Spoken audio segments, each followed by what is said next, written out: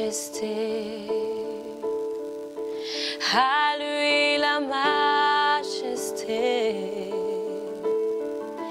À Jésus soit louange, honneur et gloire. Et avec moi, majesté, majesté, suprême autorité, du haut des cieux, son règne vient sur tous les cieux. Majesté, majesté, à lui la majesté, à Jésus soit louange, honneur et gloire.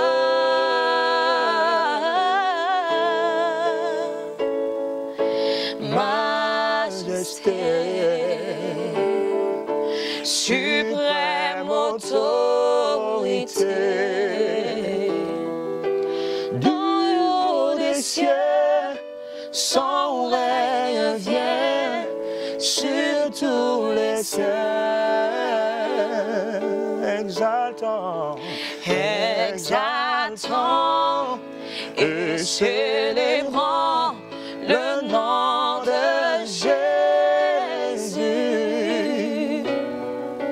glorifiant et proclamant Jésus-Christ le roi.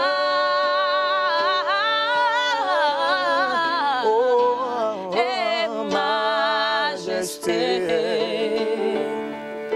suprême autorité, dans notre cœur, Christ le Sauveur, régnant Seigneur. Dans notre cœur, Christ le Sauveur, régnant Seigneur.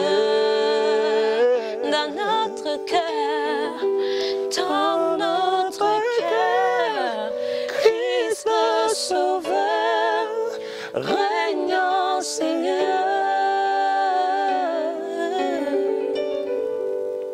il est exalté, le roi est au-dessus des cieux. Je veux le louer, il est élevé, à jamais m'exalter. Je loue son saint nom. Il est Seigneur, sa vérité régnera. Tout l'univers se réjouit en son saint nom. Il est exalté, le roi est au-dessus des cieux. Il est exalté, come on. Il est exalté, le roi est au-dessus des cieux. Je veux le louer, il est élevé, à jamais exalté, et je loue son saint nom.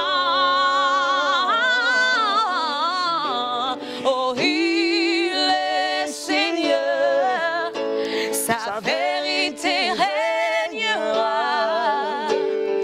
Tout l'univers se réjouit en son saint nom. Il est exalté, le roi est au-dessus des cieux.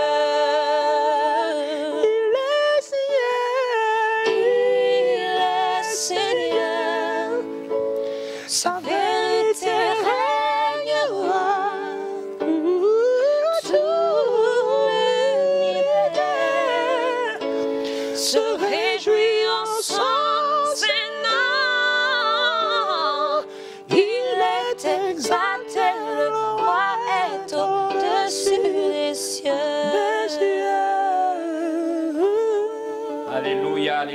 heureux encore une fois d'être avec vous ce dimanche 3 mai 2020 chez vous avec la parole de Dieu, partageant ensemble ce que nous avons de meilleur, la révélation de la parole de Dieu qui est claire et qui donne de l'intelligence aux simples.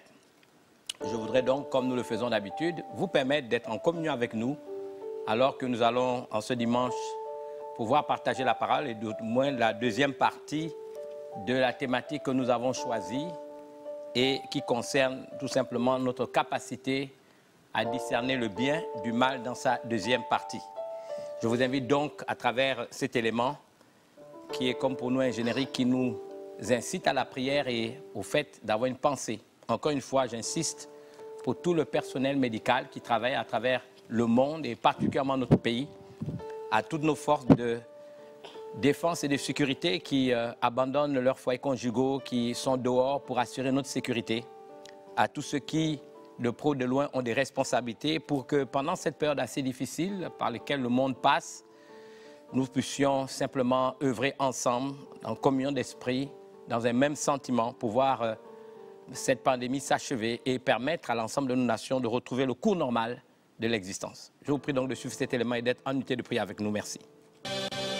Règne, ô Dieu, sur le Gabon ta demeure, sur ton centre spirituel d'Afrique, Seigneur.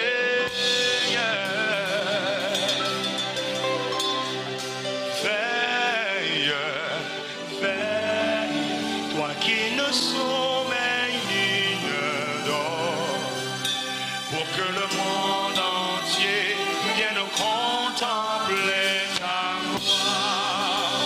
Au Gabon, au Seigneur étend ta main, toi le prince de paix du Gabon, étend ta main, Seigneur.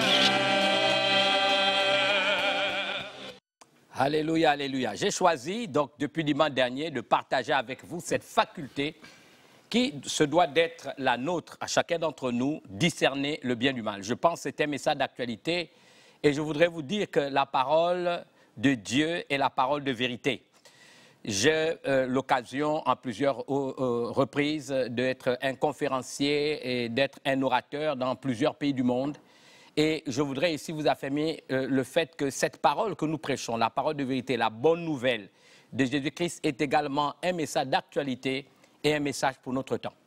Ce qui m'amène particulièrement ce dimanche, avant de continuer cette deuxième partie de discerner le bien du mal, de vous demander de regarder avec beaucoup d'attention cet élément. Il s'agit d'une de mes prédications, un enseignement que j'ai donné à près de 20 000 personnes dans un stade à Kigali, en août 2019. Vous verrez donc l'actualité des choses qui se passent aujourd'hui puisqu'elles ont été bien avant ce que nous vivons décrétées, déclarées, parce que nous sommes capables de recevoir du Seigneur des choses qui vont arriver. C'est la dimension prophétique de notre ministère apostolique.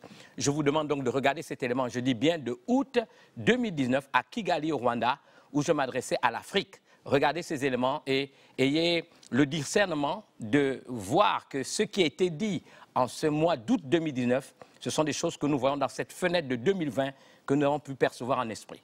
Je vous prie donc de regarder un instant. Merci. Je dis à l'église de l'Occident, le temps est venu que vous devez vous lever aussi. Vous devez vous lever pour dénoncer ce que l'Occident fait contre l'Afrique. Si nous sommes frères, vous ne pouvez pas l'accepter. Je prophétise sur cet autel. Dieu parle à l'Afrique. Car alors, j'ôterai du milieu de toi ceux qui triomphaient avec arrogance. Dis à trois voisins, c'est le temps de l'Afrique, c'est le temps de l'Afrique, c'est le temps de l'Afrique. Dis-le, dis-le, dis-le, dis-le, dis-le. Je dis, il va ôter. On n'a pas besoin de se battre dans la chair. C'est un processus que Dieu lui-même a enclenché. Vous allez voir les bouleversements en 2020. L'Occident doit changer. Je vous le dis de la part du Seigneur. Dieu ne permettra pas que l'Afrique soit encore dans la servitude. Dieu ne permettra pas que l'Afrique soit exploitée. Dieu ne permettra pas qu'on pille nos richesses. Parce que c'est le temps de l'Afrique. Il va faire paraître des vrais adorateurs. Et ces adorateurs ont besoin de la richesse de l'Afrique.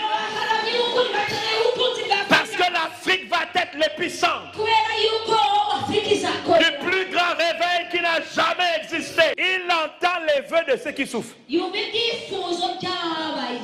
n'entend pas ceux qui souffrent. Il entend les vœux. Il entend les vœux. Tu souffres, mais tu fais les vœux. Pourquoi tu fais les vœux? Tu refuses de souffrir. La Bible dit que le fait dit je suis fort. Quelqu'un qui souffre de manière passive a décidé d'être un esclave. Regardez, que le faible dit je suis fort. C'est le début de quelque chose. Il refuse d'être faible. Alors il engage sa bouche dans la bataille. Et il commence à confesser qu'il est fort. Écoutez-moi bien. Tout ce qui a un nom a des oreilles. Regarde ton voisin, dis-lui, tout ce qui a un nom a des oreilles. Alors si ce qui a un nom a des oreilles, parle à ta situation, profite à cette situation, prophétise le contraire, déclare d'autres choses, libère-toi de la pression. Oh my God. Afrique refuse l'inacceptable. L'Afrique a péché en acceptant l'inacceptable. On va se repentir. L'Afrique ne se vengera pas du mal qu'on lui a fait.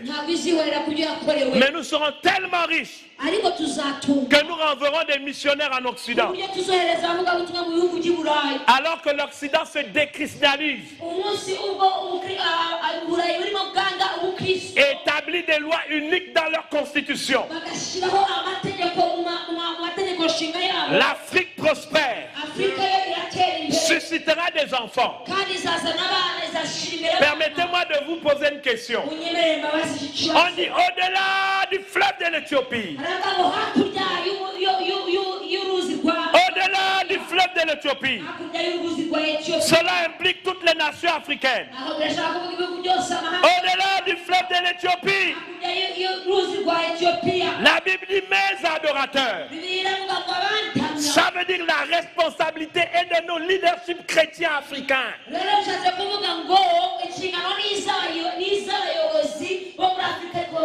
Il n'a pas dit mes gouvernements. Il dit mes adorateurs. Parce que le temps vient où c'est nous qui allons inspirer nos dirigeants. Ils viendront de nuit comme Nicodème demander des conseils. Mais ils ne le feront pas avant que l'église ne soit riche. Qu'on se lève, qu'on travaille. Je lance les défis à tous les démons. À tous les démons qui ont avili l'Afrique.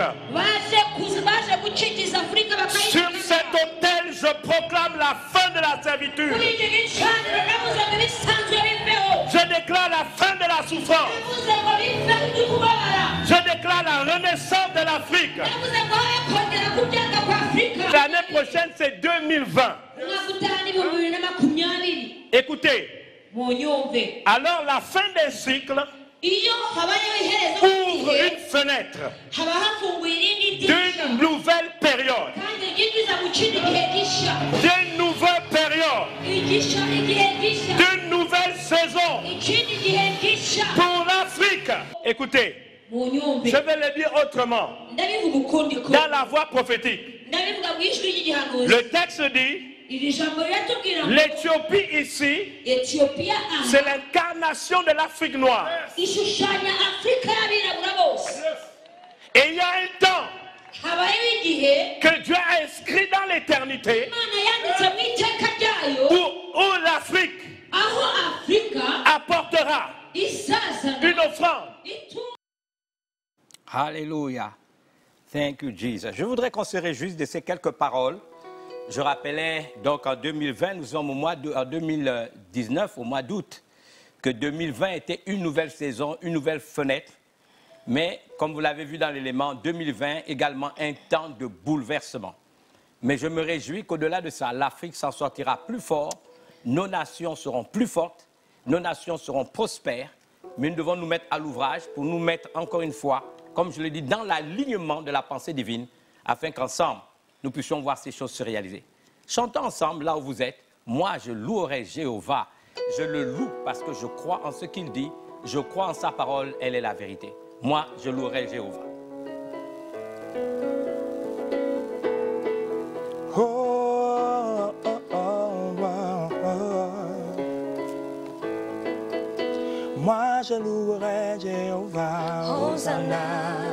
Moi, je louerai Jéhovah. Hosanna. Moi, je louerai Jéhovah. Hosanna. Moi, je louerai Jéhovah. Hosanna. Hosanna, Hosanna, Hosanna, Hosanna. Hosanna, Hosanna, Hosanna.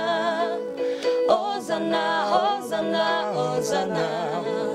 Hosanna, Hosanna, Hosanna. L'Afrique louera Jéhovah. Hosanna. Le Gabon louera Jéhovah. Hosanna. Toute ma vie je louerai Jéhovah. Hosanna. Nous nous louerons Jéhovah. Hosanna. Hosanna. Hosanna, Hosanna, Hosanna. Hosanna, Hosanna, Hosanna. Hosanna, Hosanna, Hosanna. Hosanna, Hosanna, Hosanna. Hosanna. Hosanna, Hosanna, Hosanna. Hosanna. Hosanna, Hosanna, Hosanna. Hosanna. Hosanna, Hosanna, Hosanna. Hosanna. Hosanna, Hosanna, Hosanna. Alléluia. Hosanna, Hosanna. Je voudrais revenir sur le texte de base de notre message de ce jour, dans sa deuxième partie, discerner, n'est-ce pas, ce bien du mal. Le texte se trouve dans notre livre du prophète Ésaïe au chapitre 5. Je lirai donc, bien sûr, à partir du verset 20. Malheur à ceux qui appellent le mal bien et le bien mal, qui changent les ténèbres en lumière et la lumière en ténèbres, qui changent l'amertume en douceur et la douceur en amertume. Malheur à ceux qui sont sages à leurs yeux et qui se croient intelligents. Qu'il me soit permis à nouveau, en guise d'introduction, de rappeler que la crise que nous vivons aujourd'hui dans le monde a révélé la faiblesse des systèmes de ce monde. Qu'il me soit permis de rappeler ici que c'est la lecture permanente de la parole de Dieu. Cette lecture permanente de la parole de Dieu qui nous confère le discernement nécessaire pour avoir une lecture juste des événements auxquels nous sommes confrontés, faculté qu'a perdu ceux et celles de notre génération ou de notre société aujourd'hui. Je reste convaincu d'une chose, c'est le fait d'avoir pensé, connaître, qui fait en sorte qu'aujourd'hui, les systèmes mis, n'est-ce pas, dans ce monde, révèlent leur faiblesse et l'ineptie, n'est-ce pas, qui a conduit des hommes, des femmes de notre génération à penser qu'on pouvait bâtir nos nations sans Dieu. C'est ce qui m'amène donc à revenir sur cette thématique, discerner le bien du mal, parce que cette faculté, nous en avons besoin pour pouvoir avancer. Lorsqu'on n'a pas de discernement, lorsqu'on n'a plus le discernement, alors il y a confusion des genres. Et il peut même arriver que des hommes et des femmes de notre génération se soient permis de croire qu'ils avaient en eux une aptitude qui n'est réservée qu'à Dieu seul. Et je reviendrai à la fin de ce message sur ce principe. Ils vont donc aller jusqu'à changer ou penser pouvoir changer l'amertume en douceur et la douceur en amertume. Mais permettez-moi de vous dire que c'est un domaine que Dieu s'est réservé. L'amertume peut se définir comme étant un ressentiment causé par le regret ou la déception. Cela affecte donc le domaine de nos émotions, de nos sentiments. Et il existe plusieurs raisons qui peuvent expliquer ou non justifier l'amertume. J'ai découvert un proverbe, et ce proverbe anonyme a pourtant été écrit en 1882, Et ce proverbe dit, le chagrin confié perd son amertume. C'est la raison pour laquelle il me vient souvent à l'esprit de demander aux hommes, aux femmes de notre génération, peu importe la situation où vous vous trouvez, de vous en référer à Dieu. Parce qu'il a la possibilité, lui, de changer votre amertume en douceur. Cette faculté n'a pas été de nos hommes. Et donc, au-delà des discours, parce que les discours ne sont, on le dit, bons pour ceux qui y croient, j'aimerais donc vous dire en toute honnêteté, je reviens sur ce proverbe anonyme que j'ai découvert dans mes nombreuses lectures, écrit, je le dis bien, en 1882, et ce proverbe dit « Le chagrin confié perd son amertume ». C'est pour ça que je préconise toujours, à l'endroit de ceux qui sont affectés, de recourir à la prière, de recourir à Dieu. Nous avons dans la Bible un formidable récit. Il s'agit de la maman d'un prophète majeur dans l'Ancien Testament. Ce prophète s'appelle Samuel. Vous savez que cette femme était dans un mariage polygamique. Elle était certainement la première femme.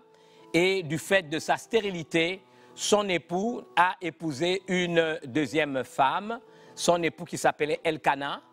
Ça me fait sourire, je ne sais pourquoi, mais son époux s'appelait Elkana. Et il a épousé une deuxième femme. Et cette deuxième femme s'appelait Pénina. Et cette seconde épouse, on va dire quelque part, persécutait la première qui ne pouvait pas concevoir d'enfant. Et cette difficulté-là a véritablement éprouvé la maman de notre futur Samuel. Cette femme s'appelait Anne. Et comme je vous dis que Dieu a la faculté de changer notre amertume en douceur, je voudrais revenir donc sur ce récit qui m'a émerveillé et que je voudrais ici relire avec vous. Donc dans la Bible, on nous raconte ce qui suit. Et l'amertume dans l'âme, nous sommes dans le texte de 1 Samuel, chapitre 1, versets 10 à 18.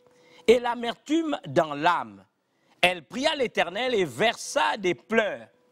Elle fit un vœu en disant, Éternel des armées, si tu daignes regarder l'affliction de ta servante, et si tu te souviens de moi, et n'oublie point ta servante, et si tu donnes à ta servante un enfant mâle, je le consacrerai à l'Éternel pour tous les jours de sa vie. Et le rasoir ne passera point sur sa tête comme elle restait longtemps en prière devant l'Éternel. Élie, qui est le sacrificateur, observa sa bouche. Anne parlait dans son cœur et ne faisait que remuer les lèvres, mais on n'entendait point sa voix. Élie pensa qu'elle était ivre et il lui dit, jusqu'à quand seras-tu dans l'ivresse? Fais passer ton vin. Anne répondit, non, mon Seigneur, je suis une femme qui souffre en son cœur et je n'ai bu ni vin ni boisson enivrante. Mais je répandais mon âme devant l'Éternel. Ne prends pas ta servante pour une femme pervertie, car c'est l'excès de ma douleur et de mon chagrin qui m'a fait parler jusqu'à présent. Élie reprit la parole et dit, va en paix et que le Dieu d'Israël exauce la prière que tu lui as adressée. Elle dit, que ta servante trouve grâce à tes yeux. Et cette femme s'en alla, elle mangea et son visage ne fut plus le même. Vous voyez cette femme, qu'est-ce qu'elle a fait dans ce qui peut paraître être de l'amertume? Elle avait l'amertume. Cela avait affecté ses sentiments, ses émotions, ses pensées. Elle broyait du noir. Mais comme je l'ai dit tantôt, et j'aime encore une fois rappeler, j'ai dit ce proverbe anonyme que j'ai découvert, écrit en 1882, le chagrin confié perd de son amertume. C'est la raison pour laquelle il me vient toujours à l'idée de demander aux gens de remettre leurs soucis entre les mains du Seigneur. Vous avez quelqu'un de très grand. Le Seigneur Jésus nous enseigne à prier ainsi, notre Père qui est dans les cieux. Littéralement, le nom de Dieu qui est dans les cieux, c'est El Elyon en hébreu. En hébreu, El Elyon signifie le Dieu très haut. S'il est le Père qui est dans les cieux, bien que nous ayons des pères géniteurs, c'est que le Père qui est dans les cieux est au-dessus de toutes choses. Il est le créateur de l'univers. Nous pouvons lui confier nos problèmes. Et en lui confiant nos problèmes, nous devons avoir pleinement conscience qu'il y a au niveau où il se situe aucun problème sur terre où il ne puisse trouver de solution. Ceci m'amène à revenir à un deuxième texte et je le trouve dans le livre d'Exode au chapitre 15 parce que je voudrais ici dire que seul Dieu a l'aptitude de changer notre amertume en douceur. Je voudrais ici affirmer que les discours mensongers ne changeront jamais l'amertume en douceur. La Bible déclare par exemple qu'un espoir différé rend le cœur malade. Nous vivons dans un monde où des espoirs sont suscités dans le cœur, mais sont constamment différés. Quelqu'un avait donné une définition de la politique en disant que c'est l'art de divertir. Mais celui qui vous parle pense que la politique doit être le niveau le plus élevé de la charité. Parce que la politique doit s'adresser à des hommes et des femmes. On doit pouvoir faire de la politique pour aider. Jésus a inversé l'ordre des choses. Et il a dit, le plus grand sera le serviteur. Nous sommes dans un monde, ce qui explique ces crises, où les gens ont établi des systèmes politiques, économiques et autres qui ne sont mus que par des intérêts mercantiles. C'est l'argent qu'il y a derrière, c'est des intérêts qu'il y a derrière. Ça veut dire tout simplement que les gens n'ont plus de valeur humaine. Les valeurs humaines n'existent plus. La valeur de l'homme n'existe plus. Je peux trouver même des textes dans le livre de l'Apocalypse où il est clairement établi que le système de ce monde, que Dieu a déjà condamné, parce que dans la parole de Dieu, Jésus a dit, prenez courage, j'ai vaincu le monde. Le monde a déjà été vaincu.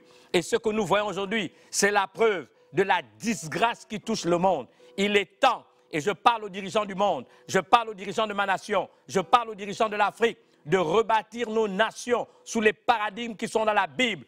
Il est temps de craindre Dieu. La crainte de l'Éternel, c'est le commencement de la sagesse. Nous avons ici à l'échelle du monde la preuve que les systèmes de ce monde sont des mauvais systèmes parce qu'elles sont basées sur des paradigmes sataniques. On se bat pour défendre des intérêts occultes.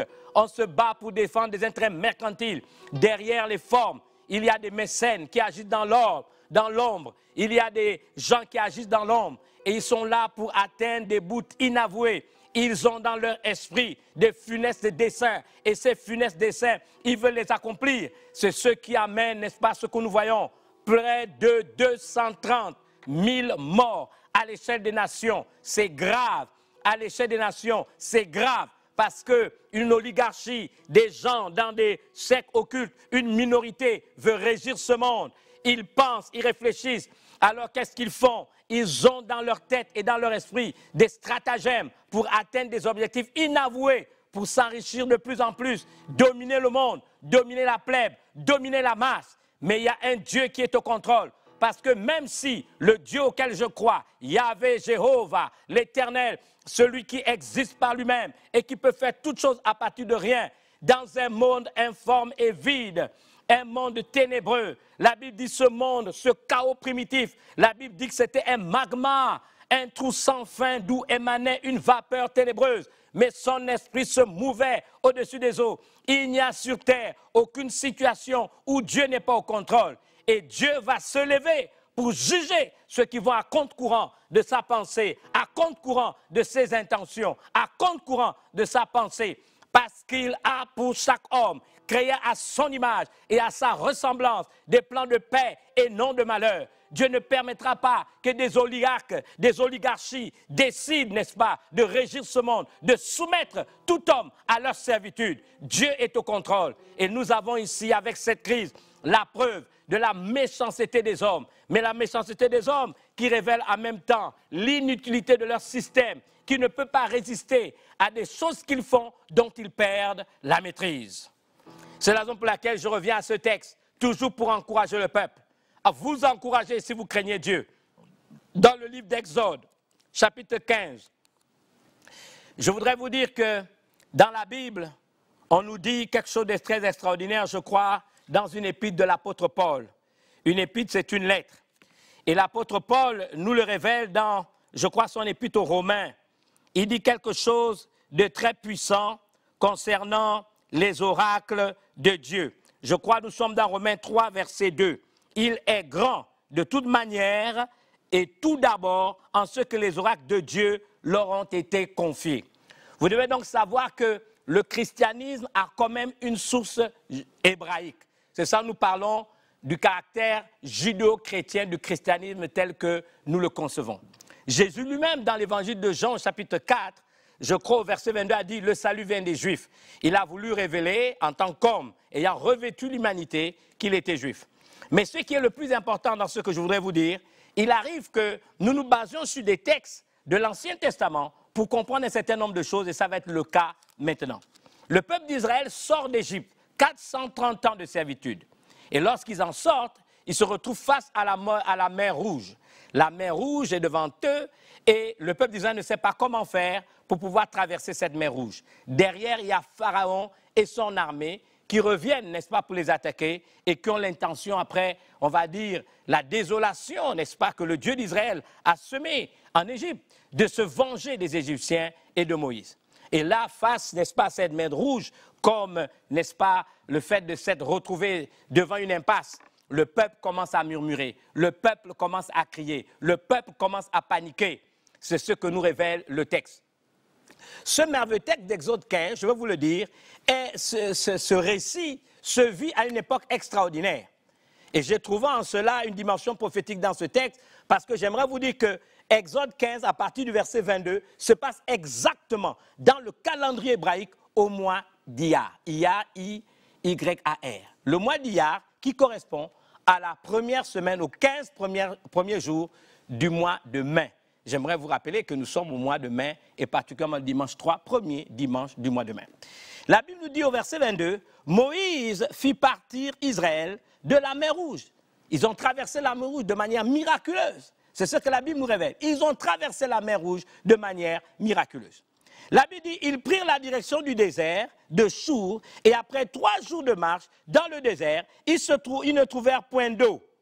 Ils arrivèrent à Mara, mais ils ne purent pas boire de l'eau de Mara parce qu'elle était amère. C'est pourquoi ce lieu fut appelé Mara. Voici 3 jours qu'ils ont marché. Ils ont fait une expérience extraordinaire. Pendant des jours, ils ont vu Dieu frapper l'Égypte. L'Égypte étant une image du monde, tel que le monde nous le concevons aujourd'hui. Il a frappé l'Égypte. Il a épargné les enfants d'Israël, qui sont une image aussi des enfants de Dieu. Et là, par 10 plaies, l'Égypte a été renversée. Le monde, n'est-ce pas, a été renversé. Et là, que va-t-il se passer? Ils vont se retrouver face à la mer Rouge. Et même là, Dieu fait encore un miracle. Il donne des instructions à Moïse. Moïse, n'est-ce pas, use de sa verge, frappe la mer Rouge s'ouvre et le peuple d'Israël traverse la mer Rouge. Alors que les ennemis les poursuivent, lorsqu'ils sont à l'intérieur de cette mer, ils sont engloutis et définitivement anéantis. Le peuple d'Israël se retrouve de l'autre côté, il y a des réjouissances et là, il faut continuer leur pérégrination vers Canaan, la terre promise. Ils y vont. Et 3 jours de marche dans un désert brûlant, ils ont fait 3 jours de marche, tous ont soif. Ils veulent étancher leur soif, ils veulent se rafraîchir, ils veulent abreuver leurs troupeaux, leurs nombreux troupeaux. Et là, 3 jours après, ils ne trouvent pas d'eau et quelque part, à un moment donné de leur marche, on trouve un ruisseau. Et là, tous se jettent, tous courent, tout le monde veut boire le premier, tout le monde veut se rafraîchir. Mais malheureusement, au moment où ils commencent à tester cette eau, elle est amère.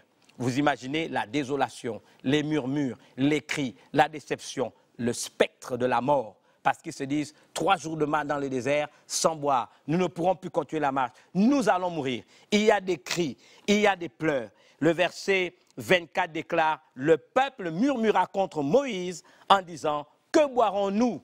C'était des murmures. Je pense que c'est un très court résumé, mais je pense qu'il y a eu des insultes, des grossièretés ont été libérées, la panique s'est manifestée. Et que boirons-nous? Cela me fait penser à la situation qui est la nôtre aujourd'hui. Combien de fois des personnes tremblent? Au moment dans mon beau pays, le Gabon, il y a déjà 4 décès. Il y a près de 300 personnes contaminées. Béni soit Dieu pour les personnes qui guérissent. Et je prierai aujourd'hui pour que Dieu fasse encore des choses, pour qu'il y ait plus de guérisons, plus de miracles. Il est capable d'en faire. Mais là, nous sommes dans une situation, combien de gens sont apeurés? Combien de gens ont peur? Qu'est-ce que nous n'avons pas vu dans les télévisions, dans les chaînes, dans les réseaux sociaux? Des publicités morbides, chaque jour, des centaines de personnes qui meurent. Il fut même un temps où en une journée, dans un pays, je crois aux États-Unis une fois, en Italie une fois, en Espagne une fois, près de 1000 personnes, plus de 1000 personnes sont mortes de cette pandémie. Et ça fait trembler et ça fait peur. On se demande que va-t-il arriver alors que des gens déjà commencent à avoir un malin plaisir de parler de la mutation de ce virus qui a un deuxième nom, Kizito, et qui paraît ne touche que des enfants. Pour ceux qui voient n'est-ce pas, les médias, vous allez le trouver, c'est les Belges qui l'ont découvert et qui ont commencé à le publier. Alors on commence à parler encore d'une mutation de ce virus, d'une autre pandémie. Mais mes amis, nous sommes dans la même situation parce que la parole de Dieu est un livre d'actualité et nous murmurons, nous crions. Oui, quelquefois, c'est vers nos dirigeants que nous crions. Et oui, parce qu'ils ont la responsabilité, n'est-ce pas, ils ont des missions régaliennes de protéger leur peuple. Et là, on murmure, on panique, on crie, on ne sait pas où aller. Mais j'aime la suite du texte. La Bible déclare, Moïse cria à l'Éternel. Et l'Éternel lui indiqua un bois qu'il jeta dans l'eau et l'eau devint douce. L'Éternel lui indiqua un bois.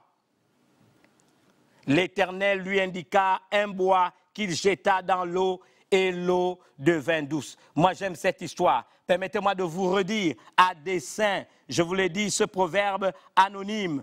Notre ami a eu recours à la prière parce qu'il savait que le chagrin confié perd de son amertume. Mais le chagrin confié à qui? À un être supérieur, au créateur de l'univers, au Dieu qui a créé le ciel, la terre, la mer, celui qui appelle les choses qui ne sont pas comme si elles étaient et qui est capable de faire toutes choses à partir de rien. Il s'est confié à l'Éternel et Dieu lui a indiqué un bois. Remarquez le verbe indiquer. Il y avait certainement plusieurs bois, mais ce n'était pas n'importe quel bois. Si le verbe indiquer est utilisé, c'est pour faire ressortir la précision du bois que Moïse avait la responsabilité de prendre pour le jeter dans l'eau et également, non seulement le jeter dans l'eau, mais également assainir les eaux. J'ouvre une parenthèse. J'encourage nos autorités à faire en sorte que tous ceux qui sont dans la pharmacopée ici au Gabon travaillent, donnez-leur les moyens pour qu'ils trouvent des solutions. Ils en ont. Je suis convaincu qu'au Gabon profond, vous ne trouverez pas cette contamination là-bas. Parce que ces gens se nourrissent de plantes, d'herbes, de fruits qu'ils trouvent en brousse. Et là, c'était un bois. Peut-être l'Afrique doit revenir à ce que j'appelle le mentorat africain. On est resté trop longtemps dépendant, n'est-ce pas, on va dire des intérêts mercantiles, des industries pharmaceutiques qui nous empoisonnent avec leurs médicaments parce qu'ils s'en foutent des nègres que nous sommes. Ils s'en foutent des Africains que nous sommes. Eux, c'est l'argent qui compte. Et nous n'avons pas accepté que nos dirigeants tombent dans ce piège. C'est la raison pour laquelle je crois à un temps où nous, en tant que serviteurs et servants de Dieu, nous aurons la responsabilité d'inspirer vos choix et vos décisions. Parce que ces gens n'ont que maman pour Dieu. Ils s'en foutent de ce que nous sommes. On peut mourir n'est-ce pas, à grande échelle tant qu'ils peuvent avoir de l'argent. Et on connaît les scandales de ces industries pharmaceutiques qui mentent, qui donnent des fausses informations pour atteindre ce que j'appelle des funestes desseins. Mais que faisaient nos aïeuls, nos grands-parents, avant que toute cette industrie ne vienne? Ils vivaient bien, ils savaient comment soigner toutes ces pandémies qui nous affectent aujourd'hui. C'est ce que j'appelle le côté négatif de ce qu'on appelle ce monde post-modernité. Alors Dieu a indiqué un bois. Il a montré à Moïse un bois et il a assaini les eaux qui sont devenues douces. Permettez-moi de vous dire quelque chose. Ce bois, la Bible en fait référence dans Galates chapitre 3, verset 13. La Bible déclare dans Galates 3, 13. C'est un verset que tout le monde doit connaître. C'est un verset néo-testamentaire. C'est un verset puissant. Christ nous a délivrés de la malédiction de la loi, étant devenu malédiction pour nous, car il est écrit, maudit est quiconque est pendu au bois. Déjà dans ce texte d'Exode, la Bible, n'est-ce pas, préfigurée par ce bois, l'œuvre de Jésus-Christ sur la croix du Calvaire. Nous avons plein d'histoires qui nous parlent du bois. Nous avons cette histoire dans Osée, chapitre 6, à partir du verset 5, des fils de prophètes, on va dire tout simplement des disciples du prophète Élisée, sont allés avec Élisée pour construire, n'est-ce pas, une villégiature. Et là, que s'est-il passé? Vous lirez le texte vous-même. Quelqu'un qui usait d'une hache, n'est-ce pas, qu'il avait empruntée, a fait tomber la hache dans le fleuve. Et il s'est écrié, « Ah, elle m'avait été prêtée ». Et alors il s'est plaint au prophète qui lui aussi connaissait ce principe, se confier pour que l'amertume se change en douceur, se confier en être supérieur. Alors il s'est confié au prophète et il a demandé au prophète, « J'ai perdu cette hache qui m'a été prêtée. Que dois-je faire? Le prophète s'est approché de ce jeune prophète qui était son élève. Il lui a demandé où ce fer de hache est tombé. Et il a présenté l'endroit où la hache de fer était tombée. Le prophète s'est, n'est-ce pas, mis à prier, à invoquer Dieu. Et Dieu lui a dit simplement de prendre un bois. Et il a jeté ce bois dans ce fleuve où la hache de fer était tombée. Et la Bible déclare que ce fer de hache a flotté à nouveau et on a pu le récupérer. Ta vie ressemble peut-être à ça. Ta vie peut-être n'a pas de sens. Tu vis le jour, tu n'as pas donné un sens à ta vie. Et tu as l'impression que tu es comme ce fer de hache, n'est-ce pas, qui est tombé, on va dire, dans les méandres de l'inconnu, d'un avenir que tu ne vois pas à Dieu. Je me permets de te dire quelque chose. Vous savez, et permettez-moi de le dire en toute honnêteté et en toute franchise, parce que c'est ma vérité. Dans l'évangile de Jean, chapitre 8, verset 32, la Bible dit « Vous connaîtrez la vérité et la vérité vous affranchira ». Souvent même, la Bible déclare « Les blessures d'un ami prouvent sa fidélité ». Et quelquefois, il y a des vérités qui blessent. Mais j'aimerais dire à quelqu'un, si vous n'avez pas conscience que la vie que Dieu vous a donnée vous a été prêtée et que vous avez la responsabilité un jour de lui rendre compte de la manière dont cette vie aura été vécue sur terre, alors toutes les situations qui peuvent vous arriver ne vous feront rien. Vous pourrez tomber dans les méandres de ce monde. Vous pourrez être perdu. Vous n'aurez aucune conscience. Ayez conscience que vous avez été créé à l'image de Dieu à sa ressemblance. Ça n'a rien à voir avec la religion auquel vous croyez. Aucune religion ne sauve. Ni le christianisme, ni l'islam, ni le judaïsme. Celui qui sauve, c'est Jésus-Christ, qui est mort sur la croix du Calvaire. C'est une personne qu'on vous présente. C'est une personne. C'est Dieu fait homme. Jésus, mort sur la croix pour nos péchés. C'est lui qui sauve. Ce n'est pas une religion. Toutes les religions sont certainement belles, mais aucune religion n'apporte le salut. C'est Jésus-Christ de Nazareth qui apporte le salut. C'est celui qui est mort sur la croix du Calvaire pour le salut de l'humanité.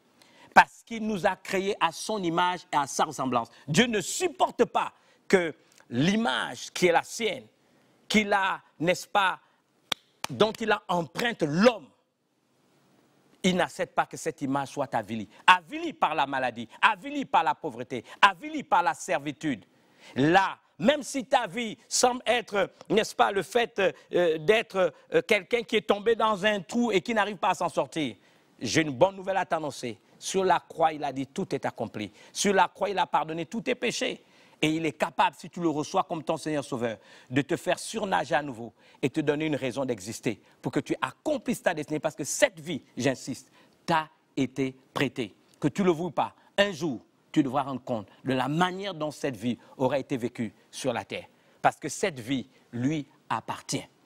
Donc, pour dire ceci, Moïse donc également a pris ce bois, l'a jeté, n'est-ce pas, dans l'eau, et l'eau a été adoucie. Cette eau infecte a été restaurée et le peuple d'Israël a pu s'abreuver.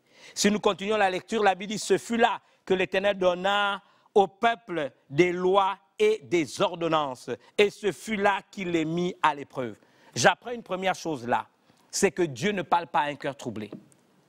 Dieu ne peut pas parler à un cœur troublé. Et d'abord, si tu es troublé, il ne pourra pas te parler, parce que s'il te parle, tu n'entendras pas ce qu'il te dit.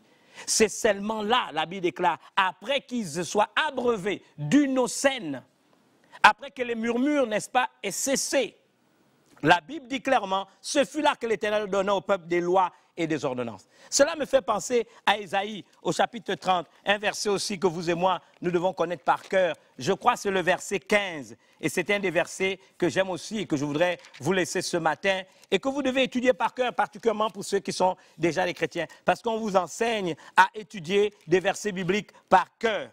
Car ainsi parle l'Éternel, le Saint d'Israël, c'est dans la tranquillité et le repos que sera votre salut. C'est dans le calme et la confiance que sera votre force. C'est dans la tranquillité et le repos que sera votre salut. C'est dans le calme et la confiance que sera votre force. Mais la Bible ajoute malheureusement, mais vous ne l'avez pas voulu. Vous avez dit non, nous prendrons la course à cheval. C'est pourquoi vous fuirez à la course. Quelquefois, l'homme veut utiliser ses propres méthodes. Des méthodes humaines, mais qui sont limitées. J'aimerais encore une fois vous dire, quelquefois ces méthodes sont limitées. Vouloir changer, comme on l'a vu dans Ésaïe, l'amertume en douceur et du domaine réservé par Dieu. Et nous ne pouvons pas faire autrement. Nous devons faire très attention. Nous devons réfléchir. Nous devons penser. Ce n'est pas donné à tout le monde. Ce n'est pas donné à tout le monde. C'est un domaine que Dieu s'est réservé et nous devons apprendre à faire les choses telles que Dieu lui-même les a conçues. C'est la raison pour laquelle je voudrais ajouter malheur à ceux qui sont sages à leurs propres yeux et qui se croient intelligents. Vous savez, la négation de Dieu a détruit le bolchevisme et le système communiste. Dans la Bible, nous avons un texte d'Ésaïe qui avait prédit 70 ans d'existence de ce système. La perestroïka s'est manifestée fin 1986. Elle a pris de l'ampleur en 1987. Et vous savez qu'en 89, en novembre exactement, l'apogée de la perestroïka s'est manifestée par le fait que le mur de Berlin a été renversé. Dieu avait prévu que ce système tyrannique devait cesser 70 ans après. Et j'aimerais vous dire que si vous calculez de 1917 à 1987, vous allez voir qu'il s'est passé 70 ans. La négation de Dieu. Aujourd'hui, le système qu'on appelle libéral, économie libérale, qu'on appelle le système économie libérale, ou du moins qu'on appelle le système, on dit comment? Libéral, c'est le système libéral. L'économie de marché, Dieu est en train de le juger. Dieu est en train de juger ce système. Et la preuve, c'est cette crise actuelle. J'aimerais vous dire une vérité. Les choses ne vont pas changer sur le plan économique dans les nations. Les choses vont se compliquer, véritablement compliquer. Les choses vont dépasser les dirigeants de ce monde. Vous pourrez faire toutes les conférences G7, G20, à moins que vous vous repentiez. Et qu'à nouveau, nous bâtissions les nations, États, sur les paradigmes bibliques. Vous savez, à partir du moment où l'être humain devient marchandage, c'est-à-dire que l'homme n'a plus de valeur, c'est l'argent qui a plus de valeur que l'homme, les intérêts mercantiles financiers qui ont plus de valeur que l'homme, Dieu juge cela. Il y a un texte d'Apocalypse 18, ce serait mon avant-dernier texte. Il y a un texte d'Apocalypse 18 qui en parle de manière grave, parce qu'on nous dit que même les âmes font partie d'âmes, deviennent, n'est-ce pas, des sujets, n'est-ce pas, de marchandage.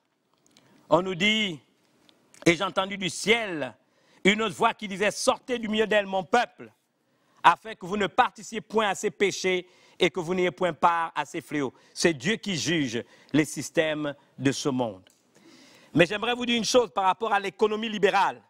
La Bible dit, malheur, malheur, la grande ville Babylone, la ville puissante, en une seule heure est venu ton jugement. Et les marchands de la terre pleurent et sont dans le deuil à cause d'elle, parce que personne n'achète plus leur cargaison. Voyez ce qui se passe en ce moment. Cargaison d'or, d'argent, de pierres précieuses, de perles, de fin lin, de poupes de soie, d'écarlate, de toute espèce de bois de senteur, de toute espèce d'objet d'ivoire, de toute espèce d'objet en bois très précieux, en érais, en fer et en marbre, de cinnamome, d'aromates, de parfums, de myrrhe, d'encens, de vin, d'huile, de fine farine, de blé, de bœuf, de brebis, de chevaux, de chars. Et la Bible ajoute de corps et d'âme d'homme. Vous avez vu dans les réseaux sociaux cette femme devenue malheureusement veuve dans un hôpital en France, dans une clinique privée. Son mari se sentait mal. Elle l'a amené elle-même de profession médicale dans un hôpital pour se faire soigner. Alors qu'il n'avait pas le coronavirus, on l'a tué et on a enlevé ses organes pour les vendre. Combien de personnes peut-être sont mortes dans ces hôpitaux pour vendre les organes? On est prêt à tout pour l'argent. On est prêt à tout pour assouvir des funestes desseins qui n'ont rien à voir avec ce qui se doit d'être pour que l'espèce humaine soit préservée. Nous devons y réfléchir. Je termine toujours avec Exode 15. Discerner le bien du mal. La lecture permanente de la parole de Dieu nous donne cette disposition. Qu'il me soit permis de terminer en vous disant ceci. Dans Exode toujours, la Bible déclare ce qui suit. Ensuite, ce fut là qui donna au peuple des lois, des ordonnances. Dieu ne parle pas un cœur troublé. N'appelez pas conjuration ce que ce peuple appelle conjuration. Ne craignez pas ce qu'il craint. C'est l'Éternel que vous devez craindre. C'est l'Éternel que vous devez sanctifier. La Bible déclare 1. Si tu écoutes attentivement la voix de l'Éternel. 2. Si tu fais ce qui est droit à ses yeux. 3. Si tu prêtes l'oreille à ses commandements. 4. Et si tu observes toutes ses lois. Il donne une promesse. Je ne te frapperai d'aucune des maladies dont j'ai frappé les Égyptiens, car je suis l'Éternel qui te guérit. Est-ce que vous pouvez imaginer que c'est en ce mois d'Iyar, qui commence au début du mois de mai, que Dieu a fait des choses. Il a transformé l'amertume en douceur. Et il s'est révélé comme étant le Dieu qui guérit. Donc, le mois de mai, c'est le mois où Dieu transforme la douleur. Il transforme l'amertume en douceur et il transforme la maladie en guérison. Mais il y a 4 choses à faire. 1, c'est ce que la Bible nous dit. Être attentif à la voix de Dieu, faire ce qui est droit à ses yeux, prêter l'oreille à ses commandements et observer sa loi. Il dit à partir de ce moment, je ne te frapperai pas de toutes ces plaies qui touchent le monde. Qu'il me soit permis de profiter de cette occasion pour prier avec vous. Demandez à Dieu de guérir. Je ne sais pas le nombre de personnes qui sont contaminées dans mon pays et qui sont à l'hôpital. Je demande à Dieu de relâcher dans notre nation et dans le monde une onction de guérison. Que des prières s'élèvent et que la guérison germe. Peu importe où vous êtes, même si on vous a dit que vous êtes contaminé, continuez à vous soigner. Mais je veux vous dire une chose. Le médecin soigne, mais Jésus guérit. Son nom est El Rapha. Vous pouvez invoquer son nom et dire, Seigneur, guéris-moi. Et vous serez guéri là où vous êtes.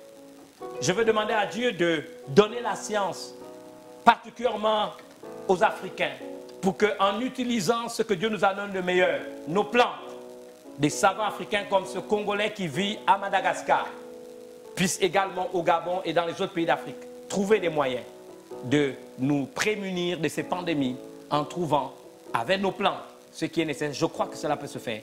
Et Dieu va leur donner l'intelligence. La Bible déclare que c'est lui qui a donné à Betsalel un esprit d'invention et de création pour toutes sortes d'ouvrages. Je relâche cela parmi nos personnes qui sont dans la pharmacopée. Je relâche cela parmi les Africains, qu'il y ait des solutions. L'Afrique va être bénie. Je l'ai dit quand vous m'avez entendu parler de cette conférence à Kigali que vous avez vu tout à l'heure. J'ai dit l'Afrique va être l'épicentre de ce que Dieu est en train de faire dans le monde. Et dans ce domaine, l'Afrique va se révéler. Je voudrais prier également, encore une fois, pour tous ceux qui ont des parents qui sont morts au cours de cette période. Je voudrais que Jésus, tu sois pour eux le baume qui guérit. Pendant que je prie maintenant, je te demande de toucher les cœurs. Je te demande de bénir les âmes. Je te demande de réconcilier les gens. Je te demande de faire quelque chose de miraculeux. Seigneur, sois le baume qui guérit, le baume qui apaise. Mets la paix de Dieu dans le cœur et surtout sensibilise ceux qui nous dirigent. Sensibilise ceux qui ont, Seigneur, la décision dans leurs mains. Que la crainte de Dieu soit dans les cœurs. Que tu nous donnes, Seigneur, dans des situations qui nous dépassent souvent, la même façon qu'a opéré Moïse, Élisée et bien d'autres. Le réflexe de nous tourner vers toi, Seigneur, pour chercher la solution. Seigneur, nous ne voulons pas être sages à nos propres yeux, mais nous voulons trouver en toi des solutions qui nous permettront, Seigneur, de vivre et de voir nos familles être en bonne santé, nos pays. Nous savons que la première richesse économique d'une nation, c'est sa population. Protège notre population, protège nos nations, protège l'Afrique et protège notre civilisation. Vous pouvez chanter ce cantique en guide de conclusion. Seigneur, descends et que les mauvaises langues se taisent.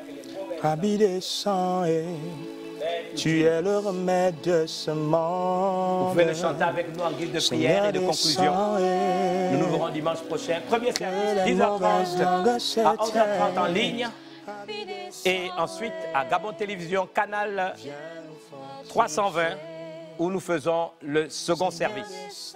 Nous voulons profiter de l'occasion pour bénir tous ceux de Gabon Télévision, le directeur général, les différents directeurs et tous ceux qui travaillent, ceux qui sont là, qui sont techniciens, afin que Dieu leur accorde également sa grâce, sa bénédiction qui enrichit et qui ne se fera suivre d'aucun chagrin. Surtout, ayez conscience que le regard de Dieu est sur vous. Soyez bénis, je vous aime. Amen. Viens nous fortifier.